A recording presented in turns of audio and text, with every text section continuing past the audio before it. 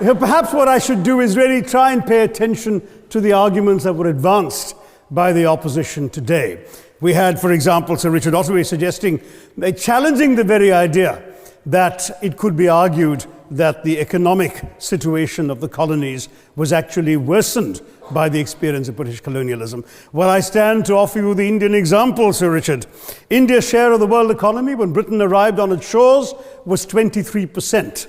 By the time the British left, it was down to below 4%. Why? Simply because India had been governed for the benefit of Britain. Britain's rise for 200 years was financed by its depredations in India. In fact, Britain's industrial revolution was actually premised upon the deindustrialization of India.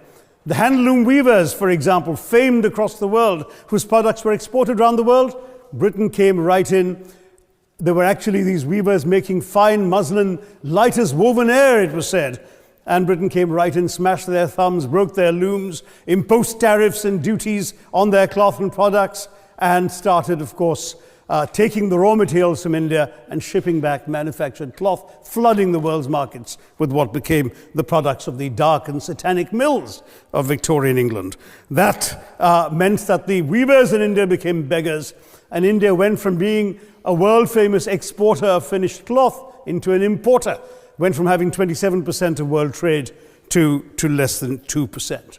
Meanwhile, colonialists like Robert Clive bought their rotten boroughs in England on the proceeds of their loot in India, while taking the Hindi word loot into their dictionaries as well as their habits.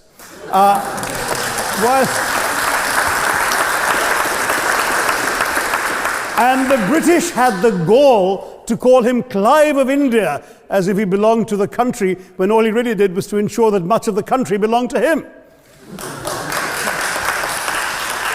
By the end of the 19th century, the fact is that India was already Britain's biggest cash cow, the world's biggest purchaser of British goods and exports, and the source of highly paid employment for British civil servants. We literally paid for our own oppression.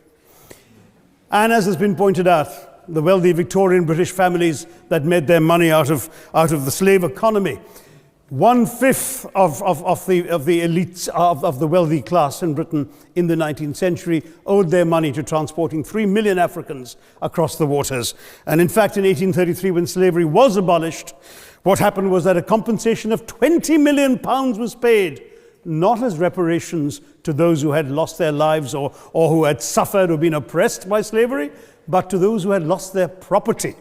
I was struck by the fact that your Wi-Fi password at this union commemorates the name of Mr. Gladstone, the great liberal hero. Well, I'm sorry, his family was one of those who benefited from this compensation.